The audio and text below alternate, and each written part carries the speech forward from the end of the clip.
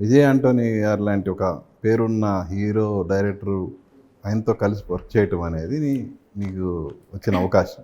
So ఎలా feel అయ్యావు? After అంటే ఆ సినిమా డ్యూరింగ్ షూటింగ్ గానీ, ఫినిష్ అయిన తర్వాత ఇప్పుడు తమిళ్లో రిలీజ్ అయింది, తెలుగులో రిలీజ్ అవ్వబోతుంది. ఏంటి తనతో వర్కింగ్ ఎక్స్‌పీరియన్స్ అనేది నీకు ఎలా అనిపించింది? ఇది నాకు చాలా పెద్ద ఆపర్చునిటీ. సో, నా మీద నమ్మకం పెట్టి ఈ ఛాన్స్ ఇచ్చినందుకు first of all thank you sir. Thank you sir. So, నాకు ఈ ప్రాసెస్‌లో ఉన్నప్పుడు ఫుల్ ఫోకస్ నన్ను సార్ నా మీద నమ్మకం పెట్టారు. సో, నా వర్క్ మీద నా ట్రూత్‌ఫుల్‌గా ఉండాలని నాకు అనిపిస్తుందే ఉంది. సో, ఒక్కొక్క సీన్‌ని నేను లవ్ చేసి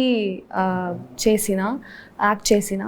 సో, తమిళ్లో మాత్రం కాదు, తెలుగులో కూడా ఇది రిలీజ్ అవుతుందని నాకు చాలా హ్యాపీగా ఉన్నింది. సో, ఇప్పుడు కూడా నాకు ఏం చెప్పాలని తెలీదు. సో, చాలా హ్యాపీగా ఉంది.